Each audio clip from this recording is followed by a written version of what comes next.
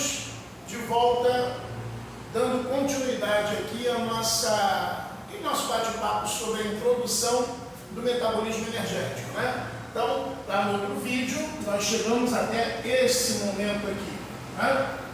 O momento em que eu mostro para vocês a questão da respiração aeróbica com a produção de água, produção de 40 ATPs, um saldo de 38. Mas nós temos a respiração anaeróbica. Em algum momento, falta oxigênio e aí a respiração aeróbica deixa de existir. Até porque, lembrando que a respiração aeróbica, ela produz prótons de hidrogênio aqui, né? Ela produz acidez. Perfeito? Ela vai produzir acidez. Quem ajuda a neutralizar e neutraliza é o oxigênio, formando água. Se eu não tiver oxigênio, esses H+ irão acumular dentro das células e a célula morre por acidez. A morte é ácida. Bom, e aí quando isso cessa, vamos botar aqui um grande X aqui, ó, cessou. A glicólise continua acontecendo, porque ela não depende do oxigênio. Quem depende do oxigênio são os dois eventos que acontecem dentro da mitocôndria, especificamente as cadeias respiratórias. A glicólise continuará acontecendo. Na falta desse aceptor de elétrons, que é o oxigênio, a função dele é receber elétrons, na falta dele haverá um desvio, e de acordo com a espécie haverá a produção de uma substância diferente. No nosso caso, por exemplo, os ácidos pirúvicos formarão ácido lático. Ácido lático. Se eu estivesse falando, por exemplo, de alguns fungos, eles não produziriam ácido lático, produziriam álcool, que é o princípio de fabricação da cerveja, da cachaça, né? Você dá o açúcar para o fungo e o fungo fermenta. O fungo respira esse açúcar, né? De forma anaeróbica. Respira no sentido de respiração celular, né? E ele é privado de oxigênio, o que ele vai fazer? Ele vai pegar aquele açúcar e vai transformar em álcool. Alguns outros organismos produzem ácido acético, vamos fazer o vinagre, por exemplo, né? Alguns outros organismos produzem ácido lático, por exemplo, como a gente, e aí a gente usa esse ácido lático na fabricação do queijo, né? Vamos nos prender ao nosso caso. No nosso caso, quando nós, numa atividade física, mudamos de aeróbico para anaeróbico, nós temos dois problemas muito sérios. O primeiro, nós deixamos de produzir os 40 ATPs e passamos a produzir apenas os 4 ATPs da glicólise. Entendam, a respiração aeróbica ela tem 3 etapas. Glicólise no citoplasma, ciclo de Krebs e cadeia respiratória nas mitocôndrias. Então, anaerobicamente, isso deixa de acontecer, acontecendo apenas a etapa citoplasmática, glicólise. Perfeito? Então, amigos, a primeira coisa, a gente está produzindo só 4 ATPs. Detalhe, produzindo 4, gastando 2. O nosso saldo, 2 ATPs. Primeiro grande problema da respiração anaeróbica. Baixa produção energética. Segundo problema, o ácido lático. O ácido lático ele produz dor, ardência, cãibra. Né? Ele é um ácido, ele corrói a musculatura, ele tem que ser expurgado dos músculos. Ele vai para a corrente sanguínea, volta para o fígado dá uma mexida nele lá e transforma ele em alguma outra substância, que não é o caso agora. Então, quando eu transformo de aeróbica para anaeróbica apenas, eu tenho esses dois problemas.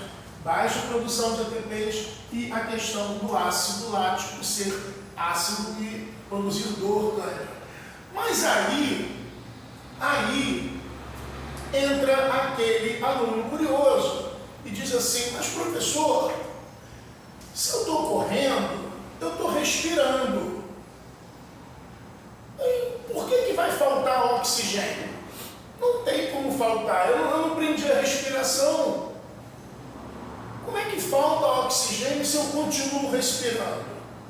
Amigos, vamos entender o seguinte: entra em ação uma proteína similar, muito parecida, amiguinha, prima da hemoglobina do sangue. Hemoglobina, né? Porque é a hemoglobina do glóbulo vermelho quem traz esse O2. Quando esse oxigênio ele entra na célula, ele não vai direto para a mitocôndria. Ele vai se ligar a uma proteína muito parecida, chamada mioglobina. É essa mioglobina que vai ceder o oxigênio para a respiração celular. Deixa eu botar o oxigênio em azul, porque ele está em azul ali, vamos colocar ele em azul. A mioglobina é o reservatório desse oxigênio. Mioglobina é o reservatório desse oxigênio. Mas aí você vai dizer: e daí, professor, eu continuo respirando?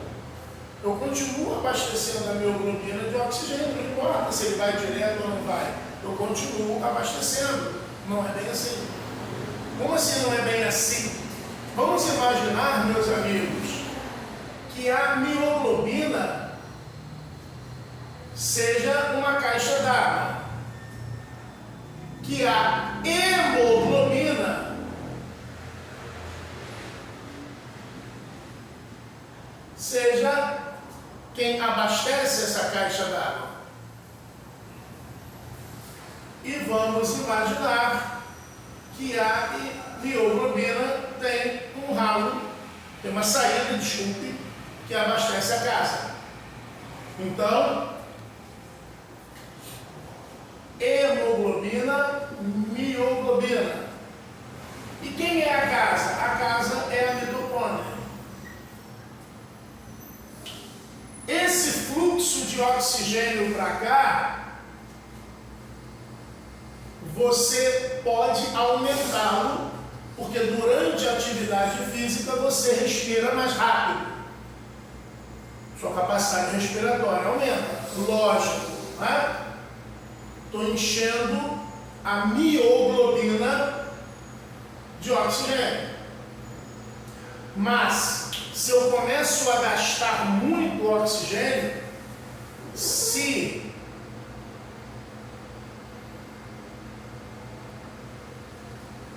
a quantidade de oxigênio que vai para a respiração celular for cada vez maior, chega uma hora que essa conta não fecha. Chega uma hora que a mioglobina ela vai ficar com deficiência de oxigênio, tá entendendo?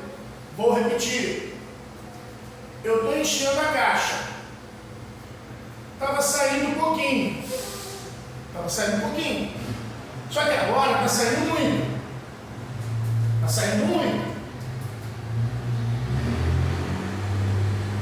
Por mais que eu aumente o aporte, a quantidade que vai daqui para cá é maior do que a quantidade que entra nela. Então vai chegar uma hora sim que vai faltar oxigênio aqui. E aí, meus amigos, quando faltar esse oxigênio, esse sistema para e eu passo a fazer a respiração anaeróbica. Entretanto, existem pessoas que têm uma capacidade maior aeróbica do que outras. Isso se dá em função da diferença entre algumas fibras musculares, que agora a gente vai entender. Fibras vermelhas, fibras brancas. Eu não estou falando em músculo liso, estou falando em músculo estriado. Algumas fibras, que nós vamos chamar de vermelhas, elas são chamadas de vermelhas porque elas têm mais mioglobina. Elas têm mais mitocôndrias. Mais mioglobina, mais mitocôndria, ela vai resistir mais tempo em aerobiose. Essas fibras dotam o indivíduo de uma capacidade de fazer atividades aeróbicas durante mais tempo. A corrida de distância, por exemplo, né? A corrida de distância, por exemplo, a corrida de distância, ele pode correr 1 hora, 1h30, 2 horas. Por quê? Porque a quantidade de fibras vermelhas no corpo dele é maior. Por ser maior, ele resiste mais tempo em aerobiose. E o que são as fibras brancas? As fibras brancas são o inverso. Elas vão ter menor quantidade de mioglobina, menor número de mitocôndrias. E aí, nesse caso, elas resistem mais à atividade aeróbica. Então, era muito comum no passado, o professor de educação física olhando seus alunos, né? Olha a importância desse profissional, olhando seus alunos lá no pátio, ele dizia assim, que ele ali tem jeito para corrida de fundo, que é a corrida de distância, que ele ali tem jeito para corrida de tiro, que é aquela corrida curta, 100 metros, 200 metros, né? O que ele chamava de jeito, na verdade, ele sabe, conhece, porque estudou isso, ele sabe que ele está se referindo a um aluno, a um atleta que tem, biologicamente, naturalmente, mais fibras vermelhas e o outro que tem, naturalmente, biologicamente, mais fibras brancas. Então não é aptidão, é biologia. Não é aptidão, é fisiologia. Não é aptidão, é bioquímica. Você tem um conjunto metabólico que te torna mais apto a praticar determinadas atividades esportivas. Né? A atividade anaeróbica, ela requer fibras brancas, porque elas têm contração rápida e forte, firme. Já as fibras vermelhas, elas têm contração lenta. Né? A corrida de fundo é uma atividade aeróbica, perfeito? E a gente vê isso na natureza, olha que interessante. A cor do peito, da carne do peito da galinha. Aquela carne são músculos. Por que é branco? Por que a carne da coxa da galinha ela é mais escura? Agora a gente já sabe, né? As fibras do peito da galinha são do tipo 2. Por isso a galinha não voa. Ou quando voa, voa curto. Se ela forçar muito a barra, ela vai produzir muito ácido lático e vai ter cãibra. Galinha com cãibra. Olha que absurdo. Mas né? Em compensação, ela anda o dia inteiro, porque aí, os músculos das patas, né, das pernas, têm musculatura vermelha, mais adaptada para a atividade aeróbica. Se você pegar a musculatura do peito de um beija-flor, que bate suas asas 800 vezes no minuto, você vai ver que ela chega a ser roxa de tanta mioglobina presente nela. Então a natureza dota mais diferente com quantidades diferentes de fibras vermelhas e fibras brancas. Mas todas elas têm relação com o metabolismo energético. Correto, meus amigos? Então, deem o seu like, deem a sua sugestão para a próxima aula, comente, gostou, foi útil? Então, ajude a gente a continuar ajudando um monte de garotos bons por aí. Tá bom? Um grande abraço, gente!